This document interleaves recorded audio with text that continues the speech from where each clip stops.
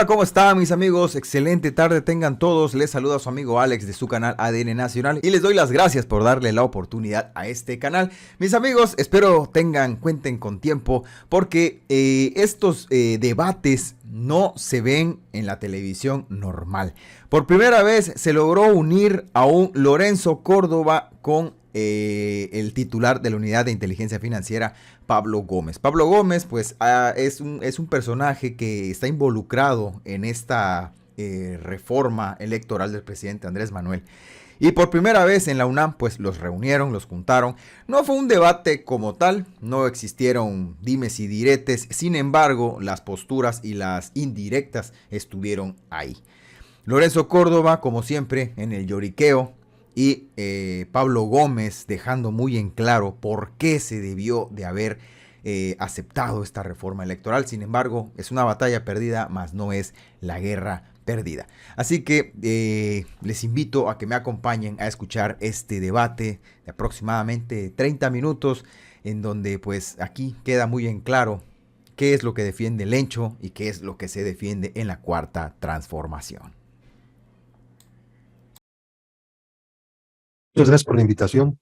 Eh, eh, con independencia de lo que ocurrió ayer en la Cámara de Diputados, el tema del sistema electoral mexicano pues va a seguir debatiéndose.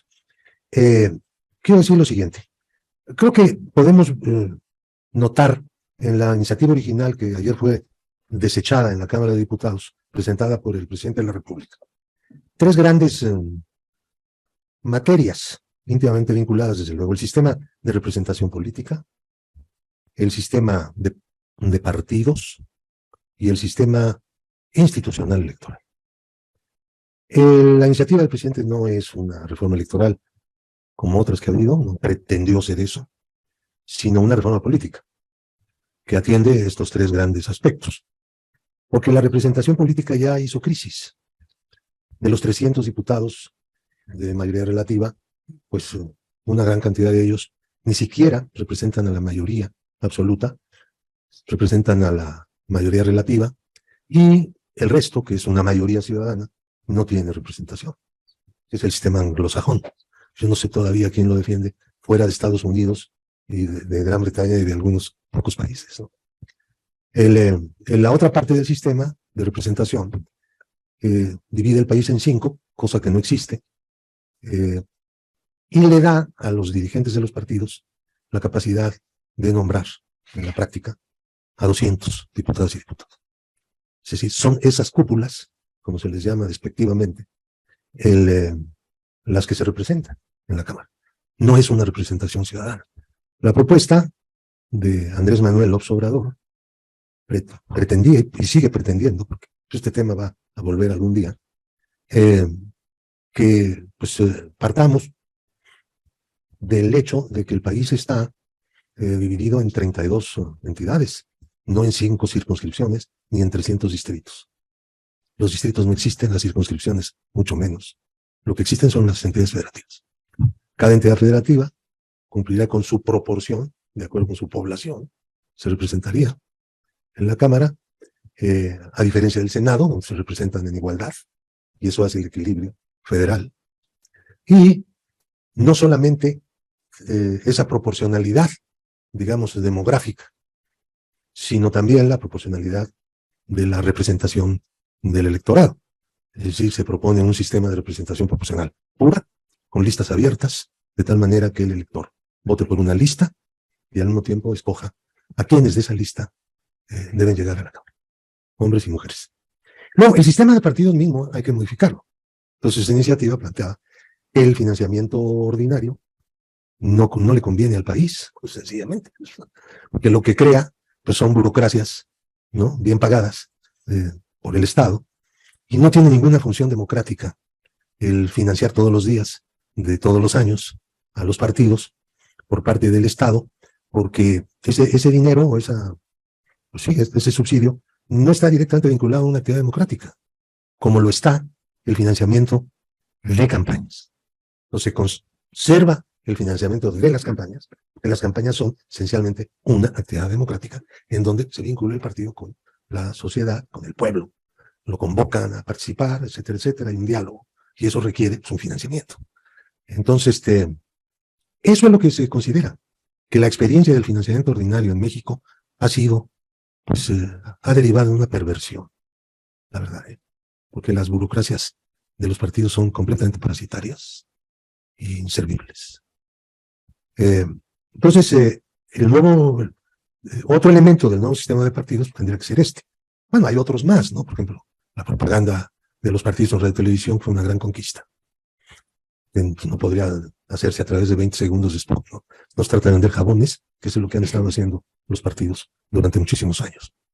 Entonces, hay que volver a estructuras distintas, a una nueva política de comunicación y del uso de un bien de dominio público que es el espacio.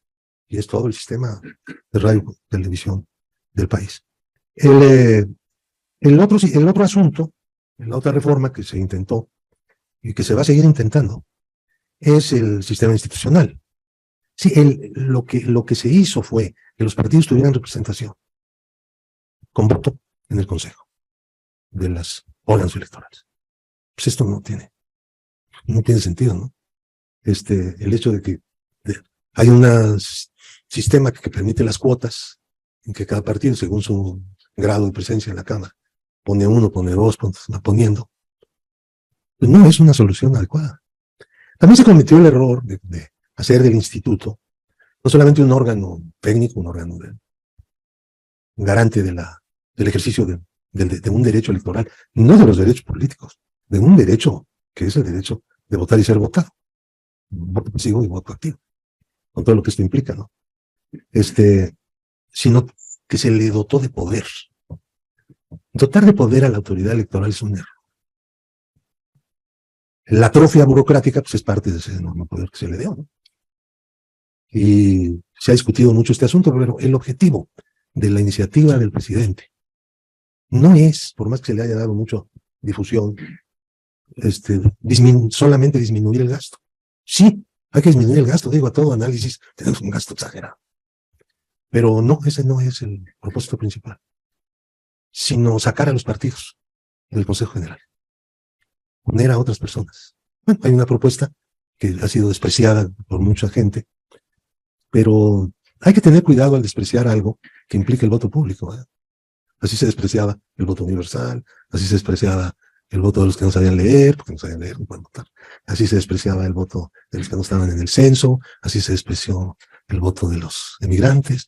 Todo, pues, el concurso de un liberalismo inconsecuente, contradictorio consigo mismo, que desprecia los que son supuestamente sus fundamentos, ¿no? Pero esa es parte de la historia del liberalismo, de conquista de los derechos. El sistema hay que modificarlo, pero hay que modificarlo en un sentido, como dijera yo, pues más bien constructivo. No se trata ni de tocar al INE, porque pues muchos no nos atreveríamos a estarlo tocando. Y tampoco se trata de afectarlo. Se trata de construir una cosa nueva y por lo menos abrirse al análisis de qué tendría que ser lo nuevo y por qué. Pues es el procedente, ¿no? En lugar de decir no tocar, no toque ahí.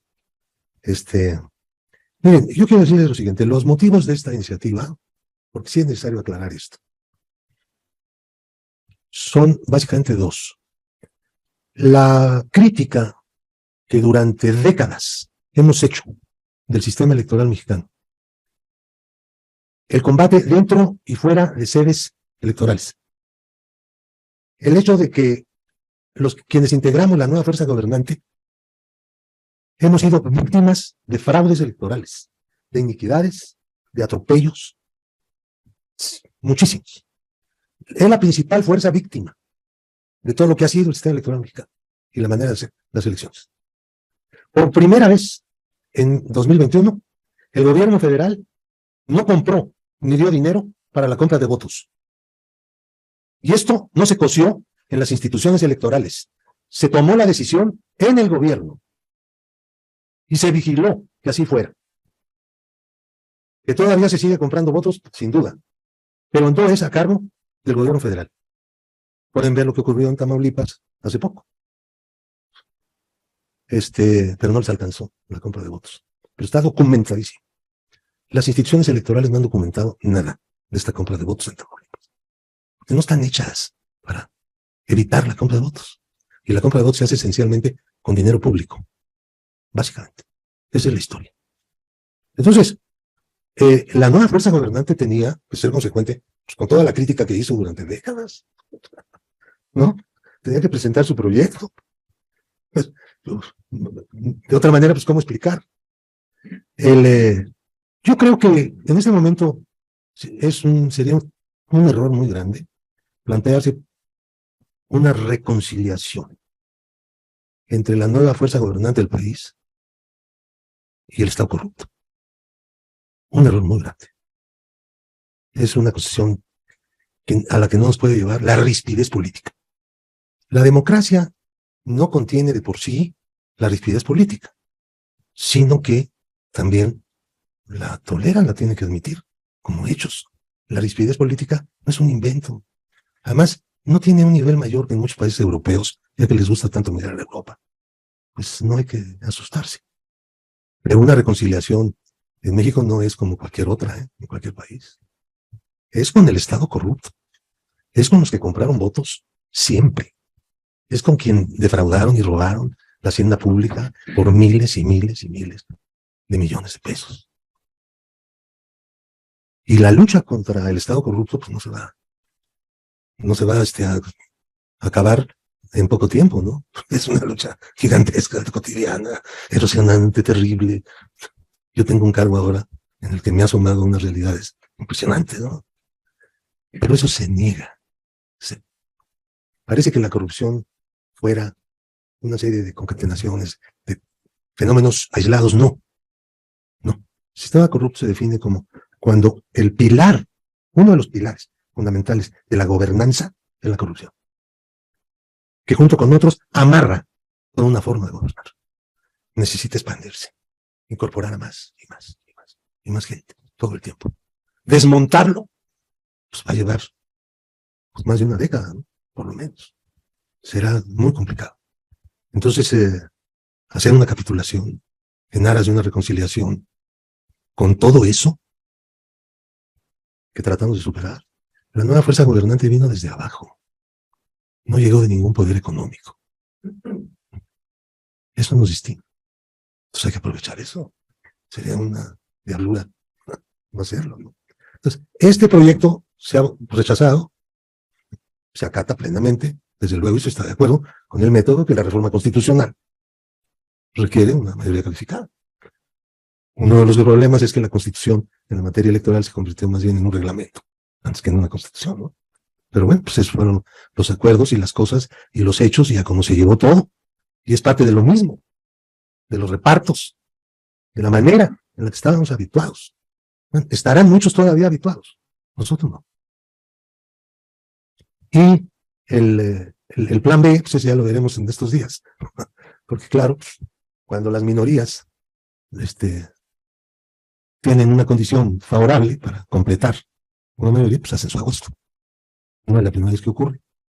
Ya no es lo que tú quieres, sino ya es lo que tú puedes, ¿no? O la condición para poder hacer algo. Esas son las cosas de la lucha política. Pueden ser muy lamentables en algunos casos, y seguramente lo son. Pero el motivo del intento de reforma que ha naufragado de momento, pues son todos esos, y no hay ninguna intención de perjudicar a ninguna autoridad o denostar a alguna institución. La rispidez del debate pues, ha sido de todos lados. La democracia admite esa rispidez. Es parte de ella, aunque no es parte consustancial de la democracia. Es consecuencia lógica del ejercicio de las libertades. Y ese es el otro punto. Sí están en peligro ciertas libertades, sobre todo la del artículo 7. Yo soy redactor del enunciado inicial del artículo 7, que está vigente. Es no cualquier libertad, es la libertad de difundir las ideas por cualquier medio. Y la manera de ver el 134, donde también participé en su redacción, que lo esencial es impedir que la autoridad utilice recursos públicos para hacerse propaganda. Punto. Ni un centavo. Hay que dejar las cosas suficientemente claras, porque utilizar elementos como esto de lo que se está hablando ahora, de quitarle a alguien o desconocerle a alguien el modo honesto de vivir, hacerlo con candidatos en una coyuntura de relevo presidencial, es algo que puede llevar a la violencia. Lo digo en serio. Puede. No hay que abusar de la cautela de los protagonistas de la lucha política. A veces todo tiene un límite. Lo hicimos en el desafuero, porque el gobierno se echó para atrás en el desafuero. Si no hubiera sido por eso, si hubieran seguido adelante, hubiera habido violencia. Se los garantizo. Hay que ver un poco nuestra historia contemporánea, reciente. Y no abusar del poder. Bueno, pues muchas gracias, ya me extendí. Gracias. Muchas gracias, muy buenos días, Hugo. La verdad es un verdadero privilegio estar esta mañana aquí en el Instituto de Investigaciones Jurídicas hablando de temas electorales. Para mí es una novedad.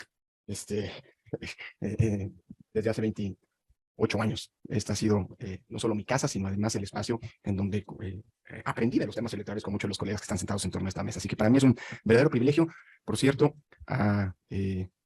escasos ya 4 meses de reincorporarme a esta casa académica, 117 días, por cierto. Hay un diputado que tiene un contador, si alguien me puede avisar que está mal, porque me están dando un día más y la verdad no es mi propósito. Como dicen coloquialmente, no somos iguales y no ocupamos cargos públicos por el hecho de ocuparlos. Pero de cara a este inminente regreso, pues para mí es un privilegio participar en este espacio para pues, discutir y platicar sobre la reforma electoral como un fenómeno particularmente recurrente y que ha sido una especie de deporte nacional que nos ha ocupado desde hace 45 años, en el que se han centrado muchos esfuerzos y que, si se mira en retrospectiva, probablemente sea de las tareas mejor logradas por parte de la sociedad mexicana a partir de una serie de arreglos políticos que tuvieron una lógica cada vez más importante, cada vez más fuerte, de definir las reglas del juego político a partir de la que es, por definición, el sustrato, la esencia, diría, y valor, diría Hans Kelsen, de la democracia, es decir, una lógica de construir consensos, de construir compromisos, de construir un arreglo político para que las reglas de acceso al poder sean reconocidas por todos, no sean impuestas y constituyan en consecuencia, como lo dice la historia de la teoría política y la historia misma de la democracia como aspiración, que sea una forma de acceder al poder político de manera pacífica. Quisiera centrar esta intervención en 3 momentos, en 3 reflexiones, que por obviedades del espacio tendrán que ser telegráficas, pero sobre las que invito a seguir reflexionando. Una primera reflexión es una mirada, digamos así, la invitación a discutir las reformas electorales o la idea de reforma electoral siempre invariablemente desde una lógica retrospectiva. México y lo que hoy somos en términos políticos es el producto de nuestra propia historia. Y olvidar la historia es la mejor manera de cometer errores. Y aquí existe un clásico para mí. Arnaldo Córdoba, que escribía que la historia es maestra de la política. Por lo que para entender la vida pública es necesario saber de dónde venimos para poder hacer un balance de dónde estamos y en consecuencia poder delimitar hacia dónde queremos ir. No hacerlo puede significar perder la brújula que nos debe dar un rumbo como parte, digámoslo así, de una historia que está en permanente construcción. En un segundo momento quisiera hacer algunas reflexiones telegráficas con datos. Creo que la discusión de una reforma electoral no puede partir solamente de voluntades, sino tiene que partir de datos, de diagnósticos ciertos, que están profundamente ausentes en la discusión cotidiana, más cargada de voluntades que son absolutamente válidas, de filias y fobias que son entendibles, pero que nos pueden llevar por opciones que no necesariamente son las mejores. Así que datos para poder tener un diagnóstico muy elemental de dónde estamos. Y a partir de lo anterior poder hacer una reflexión, no de cómo y hacia dónde debemos ir, porque creo que eso no es mi responsabilidad hoy como autoridad electoral. En 117 días, desde aquí, desde el cubículo, seguiré haciendo política no partidista, sino política democrática, y entonces poder opinar hacia dónde tenemos que ir. Creo que hay una responsabilidad de parte de la autoridad electoral de hacer reflexiones que alimenten el debate y sobre todo sugerencias a la luz de esta revisión histórica de cómo deberían tomarse esas decisiones. Hablar de la reforma electoral, primer punto, de lo que han sido las reformas electorales en nuestro país, podría llevarnos seminarios. Hay libros y una enorme literatura y hay aquí algunos protagonistas de la transición, no solamente como construcción política, sino también como traducción institucional. Lo que sí creo que vale la pena no perder de vista es que la transición a la democracia en México, con todos los pendientes que todavía tiene, la justicia social todavía hoy sigue siendo una promesa incumplida desde la Revolución Mexicana hasta nuestros días. Pero más allá de eso, la transición en su dimensión electoral ha sido el resultado de una evolución muy particular. México no tiene nada que ver con la transición chilena o con la transición española que constituye el modelo de transición a la democracia. La transición mexicana es una transición lenta, gradual y paulatina que se ha articulado esencialmente en la dimensión electoral en los últimos 45 años. Desde la reforma de 1937, donde, por cierto, Pablo fue uno de los protagonistas y lo ha sido en todas las reformas electorales, que, como ha dicho, en ocasiones han llevado no solamente su impronta, sino hasta su redacción. Una de las características de nuestra transición, más allá de la tradicional a esta lógica sedimental, es que no ha tenido una reforma fundacional. Si acaso lo más cercano a una reforma fundacional fue la reinvención institucional de la reforma en 1990, que encauzó la transición o la construcción de un sistema electoral en un sentido que ha venido evolucionando en los últimos 30 años. Resumir la transición me parece que puede hacerse con todas las generalizaciones y abusos que esto puede suponer, en una lógica de interpretarla como la solución de una serie de necesidades, problemas que se nos fueron presentando en el camino para poder convertirnos en una democracia. Si eso es así en la dimensión electoral, si aceptamos esto, me parece que podemos identificar 4 grandes ejes, 4 grandes momentos, 4 grandes necesidades que a lo largo de los últimos 45 años se presentaron como una valladar indispensable de superar para poder avanzar en la construcción de un sistema electoral democrático. En un primer momento, viniendo donde veníamos, de un régimen cerrado, vertical, autoritario, el que se gestó como producto del estado de la revolución, como se le decía en el siglo pasado, la primera gran necesidad era una lógica de apertura. Abrirse a nuevas opciones políticas que habían estado excluidas de la vida pública, de la vida institucional pública, hasta ese momento. Así que la primera necesidad fue una lógica de inclusión y de permitir que esa inclusión fuera representada en los espacios de decisión política. Y sí, sin duda, y coincido con Pablo. Ojalá y transitemos hacia un régimen proporcional, porque la legislación, hay quien no entiende que la reforma, en efecto, que se presentó por parte del presidente es una reforma que apuesta hacia la proporcionalidad. No sé si de la mejor manera, se pueden analizar muchas maneras de lograr la proporcionalidad, pero me parece que esa fue la esencia, digamos así, que alimentó y que habría que mantener, hasta en el discurso, diría yo, desde hace 45 años. En un segundo momento, después de 88, una nueva necesidad se presentó entre nosotros, contar con un sistema electoral confiable, en donde, como se decía en los años 90, que los votos se contaran bien y contaran efectivamente. La invención institucional de 1990, con un IFE que tendría que sufrir una larga evolución y un TRIFE que también tendría que pasar por una serie de cambios para consolidarse, es en buena medida el resultado de esa apuesta por construir un sistema electoral, entendido por sistema electoral un conjunto de reglas, de procedimientos y de instituciones que inyectara certeza, credibilidad, transparencia y por ende legitimidad de las elecciones. Después de 1994, una nueva necesidad se puso en el camino: contar con condiciones equitativas, equilibradas de la competencia. Y dos fueron los grandes ejes para lograrlo. Una apuesta por un financiamiento público que sin lugar a dudas hoy es excesivo y vale la pena racionalizar, siempre y cuando no se pierda la esencia del porqué histórico de la apuesta por el financiamiento público, que fue generar condiciones para que todas las fuerzas políticas tuvieran un piso mínimo para contender.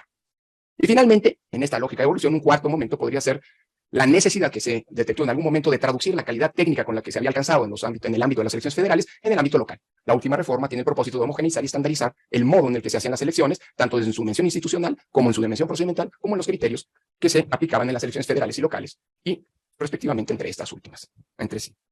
De ahí venimos. Ahora, ¿ha funcionado esto? ¿Cuál es el balance que podemos hacer de lo que hoy tenemos? Datos.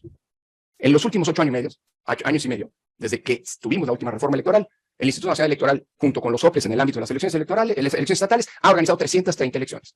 330. En ninguna ha habido un conflicto postelectoral. Litigio, sí, sin duda. Lo decía Pablo y coincido con ello, aunque voy a terminar de nueva cuenta regresando al punto. Tensiones, rispidez, esto es consustancial a la lucha política, incluso a la lucha política en democracia. Pero lo que distingue a la democracia de otros regímenes de gobierno es que existan causas institucionales para procesar esa rispidez y esa litigiosidad. Litigiosidad en materia electoral la hay y la hay muchísima. A veces uno podría llegar a pensar que el propio sistema estimula la litigiosidad. Pero lo relevante no es eso. Lo relevante es que toda la litigiosidad electoral se ha procesado en esos 8 años y medio. Toda la litigiosidad derivada de estas 330 elecciones se ha procesado por los casos institucionales y no ha habido una sola sentencia que no haya sido obedecida por alguno de los actores políticos. Una sola. Y en estos 8 años y medio, esas 330 elecciones, estoy sumando las federales, con las locales, con las ordinarias y las extraordinarias, las que nos han llevado a la autoridad electoral a renovar dirigencias partidistas y también a realizar mecanismos de participación ciudadana y hasta una asamblea constituyente, por cierto, a la que el legislador constitucional le cedió al INE la facultad total prácticamente para legislar esa elección. Bueno, todas estas elecciones han propiciado un grado inédito de alternancia en la vida del país. El 62% de alternancia es el resultado de estos procesos electorales. Es decir, la probabilidad que hoy tiene un partido que ganó una elección de ganar la siguiente ronda electoral es solamente 1 de cada 3. Y no hay una sola fuerza política que haya sido la beneficiaria exclusiva de este fenómeno. Una sola. Por supuesto que el partido que gobierna, Morena, es el partido que más se ha beneficiado, pero también que ha sufrido la alternancia. Morena también ha ganado elecciones y ha perdido la siguiente ronda electoral. No hay un solo partido que sea, pues, el beneficiario exclusivo de este hecho. ¿Qué nos arrojan estas cifras? Además de que el INE hoy tiene, se puede discutir si debe estar o no en el INE, yo creo que debe estar siempre, no debe estar en manos del gobierno un padrón electoral, pero bueno, eso es otra discusión. El INE brinda servicios públicos de altísima calidad y el padrón electoral hoy incluso sirve hasta para ayudar a identificar cada vez desaparecidas, de personas desaparecidas o de personas desconocidas, cada vez desconocidos. Sí, el sistema electoral, y eso termino aquí la segunda parte, es un sistema desde mi punto de vista que funciona, que es mejorable sin lugar a dudas. Pero estos 8 años y medio constituyen el periodo de estabilidad política y de gobernabilidad democrática más largo de la historia del país. Nunca antes en la historia del país habíamos tenido 8 años y medio sin que las elecciones no fueran un problema, con ningún conflicto postelectoral, insisto. Inconformidad siempre hay, pero eso es producto de la lealtad democrática, muchas veces de los propios jugadores. Dicho lo anterior, y paso a la parte final de la intervención. ¿Es necesaria una reforma electoral? No hablo de la parte política, eso creo que hemos discutido mucho en los últimos 40 años sobre las reglas de acceso al poder, y hemos discutido, como se ha dicho aquí, desde hace muchas décadas, poco de las reglas de ejercicio del poder. Pero me centro en lo electoral. Dicho lo anterior, ¿es necesaria una reforma electoral? ¿Es indispensable procesar una reforma electoral hoy? Si no hubiera una reforma electoral, la democracia mexicana está en riesgo. Las elecciones de 2024, que será la renovación del poder político más grande de nuestra historia en virtud de la concurrencia y del número de ciudadanos que serán potenciales electores, ¿está en riesgo? Me parece que a la luz de lo que es la experiencia reciente, la respuesta es clara y contundente, no.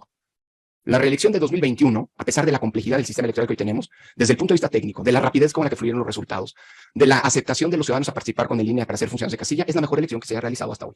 Y estoy seguro que si no hay una reforma electoral, si no hay cambio en las reglas, en el 2024 el INE nuevamente volverá a ser la mejor elección que hayamos hecho en nuestra historia. Así que la respuesta, desde mi punto de vista, es clara y contundente. Si no hay una reforma, la democracia electoral, la democracia mexicana en su dimensión electoral, no va a sufrir. No se va a poner en riesgo. ¿Es mejorable lo que tenemos? Sin lugar a dudas, sí. Reformulo la pregunta entonces. ¿Es pertinente una reforma electoral? Bueno, yo diría que una reforma electoral, el ajuste, el afinamiento de las reglas del juego, de acceso al poder, de las reglas de acceso al poder, siempre va a ser pertinente, siempre y cuando se cumplan, digo yo, 3 condiciones que nuestra propia historia nos enseña deben valorarse. Primera condición, el mayor consenso político posible. Estamos hablando, cuando hablamos de reforma electoral, de las reglas del juego democrático, de las reglas a las que se van a someter los contendientes, los actores políticos, para disputar el poder político. Y la historia nos enseña que cuando el consenso no prevalece, cuando hay un mayoriteo, sea en la definición de las reglas o en la definición de quiénes arbitra, en la competencia política, está gestándose un problema en potencia. Porque con la falta de lealtad democrática que ha demostrado históricamente toda nuestra clase política, el que las reglas se impongan por una facción, aunque sea la mayoritaria, abre la puerta a que el día de mañana alguien diga que perdió por culpa de reglas que no eran justas, que nunca avaló. Esto no lo digo yo, lo dice Norberto Bobbio. Si bien la regla de oro de la democracia es que la mayoría decide, cuando se definen las reglas del juego democrático, resulta casi indispensable en términos de supervivencia democrática el mayor consenso posible. Y esto muchas veces, pues sí, ni modo, significa construir acuerdos. Y los acuerdos probablemente sean imperfectos desde el punto de vista de lo óptimo, pero desde el punto de vista político, desde el punto de vista democrático, me parece indispensable. Segunda condición, que las reglas del juego se hagan con datos ciertos y objetivos. En este proceso de reforma electoral, ¿saben cuántas veces se le ha pedido la opinión técnica, datos, diagnósticos a la autoridad electoral? Valoraciones de desde el punto de vista de la operación electoral, de qué cosas deberían mejorarse. Cosa que hemos ofrecido reiteradamente desde que desde 2019 se hizo el primer foro de Parlamento abierto en la lógica de hacer una reforma electoral. Ninguna. En agosto se me invitó al foro de Parlamento abierto y nuevamente reiteré la disposición del INE de poner a disposición información, de realizar las valoraciones y los diagnósticos que se pidieran para nutrir el debate legislativo. Nunca se le ha pedido una sola opinión, un solo dato a la autoridad electoral. Y en cambio, el debate público está plagado de falsedades. Se dice que el INE es la institución más cara electoral más cara del mundo, lo cual es absolutamente falso. Se dice que el sistema electoral mexicano es el más caro del mundo, que las elecciones en México son las más caras. No es cierto. Con datos podemos demostrarlo. Son más caras las elecciones en Colombia. Incluso numéricamente, a pesar de que Colombia es un país con 3 veces menos padrón electoral. El INE cumple funciones que no cumple ningún otro órgano electoral, producto de lo que los acuerdos políticos nos impusieron. El INE es el único órgano del Estado mexicano y el único órgano electoral del mundo que monitorea todas las señales de radio y televisión. Y gracias a eso, por cierto, hoy la Secretaría de Gobernación gratuitamente recibe un servicio por el que hace, porque en el gobierno anterior pagaba 500 millones de pesos bianualmente a un proveedor privado. Luego dicen que el INE no quiere colaborar y que tiene filias y fobias políticas. No es así. ¿Qué es lo que quiero decir? Segunda condición. Pues que la reforma se haga, si hay una reforma, con datos ciertos y sobre todo con la cabeza, no con el estómago. Si vamos a una reforma producto de filias o fobias, o peor aún, de rencores personales, seguramente estaremos ante un problema en potencia. Y la última condición, digo yo, que la reforma sea para mejorar lo que se tiene. Nos hemos pasado 30 años construyendo un sistema electoral y mejorándolo poco a poco. Hay mucho por hacer, sin duda, todavía. Pero creo que lo que ha sido la gran conquista, la gran solidez de un sistema electoral, que ha llevado al INE y al IFE, Jaime, tú fuiste consejero, lo sabes muy bien, a ser un punto de referencia en términos institucionales en el mundo. Ningún órgano electoral en el mundo ha participado en tantas misiones de asistencia técnica, bajo el amparo de siglas de organismos multilaterales, PNUD, Comisión de Venecia, OEA, etcétera, etcétera, IDEA Internacional, la IFES, como el INE y el IFE antes. Ninguna. Por algo será, digo yo. Dicho lo anterior, si vamos a tener una reforma que mejore lo que tenemos, eso desde mi punto de vista significa no alterar los que son los 5 grandes pilares sobre los que se ha construido la democracia electoral en México, que nos ha permitido los resultados que mencionaba hace un momento. Alternancia, estabilidad política, gobernabilidad democrática. Primer pilar, la independencia y la autonomía de las elecciones, de las autoridades electorales. Autonomía frente a los poderes, independencia frente a los intereses de partido. Segundo pilar, el servicio profesional electoral. Si en un país como este implica que el INE sea la única autoridad del Estado en algunas zonas que puede entrar a realizar su trabajo, es producto de que ese trabajo lo realiza un cuerpo de profesionales que, por cierto, hoy es, por se quiera o no, guste o no, un modelo de servicio civil de carrera. De hecho, cuando se discutió la ley de servicio civil de carrera, el modelo del Estatuto del Servicio Profesional Electoral fue el punto de referencia. Tercer gran eje, la estructura desconcentrada del INE. No solamente esta sirve para brindar servicios básicos y fundamentales como la credencial para votar con fotografía, es decir, generar el mecanismo de identidad fundamental para los mayores de 18 años en este país, sino además eso permite el contacto cotidiano con la ciudadanía, permite conocer el terreno, permite saber cómo se mueve la presencia del narcotráfico en el país, permite saber dónde hay conflictividad social, permite estar presente y acompañar esa conflictividad para que el día de las elecciones se puedan instalar las casillas. ¿Cuántas casillas en las últimas elecciones han dejado de instalarse por motivos de seguridad? Ninguna, o de inseguridad, ninguna. Ninguna. Y en donde hay conflictividad social, el INE muchas veces es el elemento, la institución que permite que esa conflictividad no impida la instalación de elecciones. Cuarto pilar, el padrón electoral. Yo entiendo que hay una discusión aquí, abierta, y entiendo que en muchos países democráticos son los gobiernos los que realizan el listado del que sale el elenco de electores. Pero no todos los países democráticos tienen la historia que tenemos. Venimos de un país en donde los gobiernos utilizaban políticamente el listado de electores. Y no hay ningún elemento para decir que eso no podría volver a ocurrir. Ninguno. Ninguno. ¿Qué garantías hay de que el gobierno manejará de manera autónoma e independiente un listado electoral? Estoy diciendo los pilares, no estoy diciendo que se proponga. Por cierto, hay algunas iniciativas que desaparecen que la función de llevar el padrón electoral sea de la autoridad electoral. Pero bueno, alguien tendría que ser el padrón electoral. Yo lo que estoy diciendo es que no se debe volver a que el padrón electoral lo administre el gobierno. Porque de ahí venimos como problema que tuvimos que resolver. Y último, que incluso revisando los montos del financiamiento público o los modos con los que hay una coincidencia total, lo hablábamos antes con Pablo, de cómo se utilizan los tiempos de radio y televisión, coincido, los spots no son la mejor manera de utilizarlos, pues no se rompe la base de equidad que se ha logrado construir. Porque esa base de equidad es la que ha permitido que desde 1997 se normalizara el fenómeno de la alternancia como parte de la vida política democrática de nuestro país. Termino.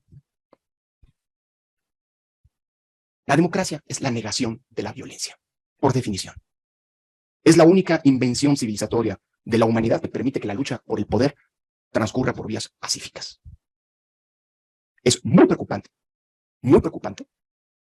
que pretenda volverse a instalar en el discurso público, en el discurso electoral, la lógica de la violencia o la amenaza de la violencia. Puede haber decisiones que no gusten. De hecho, hay decisiones que son absurdas. Pongo un ejemplo nada más. En el ejercicio de revocación de mandato está prohibido por la Constitución y por la ley de la materia que el presidente pueda pronunciarse sobre la revocación de mandato, que es un ejercicio que se hace para quitarlo del cargo. Es una tontería monumental. Un sinsentido, diría yo. Pero que la autoridad electoral hoy tiene que aplicar y tuvo que aplicar, porque la mayoría actual lo llevó a la Constitución y lo puso en la ley como prohibición. No lo decidió el INE. Lo decidió la mayoría que reformó la Constitución en 2019 y que modificó, que creó, que expidió la ley de la materia en 2021. Ahí está plasmado. Yo creo que eso no debería estar. Malas reglas pueden acabar propiciando decisiones que no son las mejores. Modifiquemos las reglas para bien, pero no amenacemos con que la aplicación de las reglas, que son producto del acuerdo político, no de la autoridad electoral, pueden propiciar violencia. Porque tratar de instalar el discurso de la amenaza de la violencia en la discusión pública, y más aún cuando viene desde el poder, me parece que es absolutamente peligroso, por no decir incluso delicado. Nadie está en contra de la rispidez. Es normal de la disputa por el poder, incluso en democracia. Es más, hasta el conflicto es normal en la disputa por el poder en democracias. La polarización es normal en las democracias.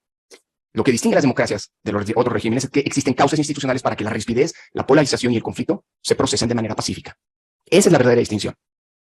Y cuando polarización se mezcla con intolerancia, cuando al de enfrente ya no se le ve como alguien con el que puedes tener todas las diferencias, pero al que le reconoces legitimidad para participar en la disputa por el poder, sino se le empieza a ver como un enemigo, al que se le combate, con el que no tienes que sentarte, con el que no vas a negociar, entonces estamos sentando las bases narrativas que alimentaron, por cierto, algunos de los peores experimentos totalitarios de la historia reciente del mundo. Creo que estamos en un momento trascendental de la vida del país.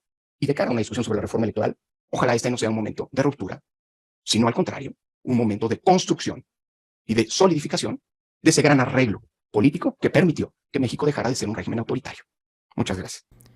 Pues ahí lo tienen, mis amigos, tras la aprobación de la iniciativa, como dice por acá, pues Lorenzo Córdoba dijo que pues la reforma electoral sí se debería de hacer para mejorar lo que se tiene y ampliar los derechos de la ciudadanía.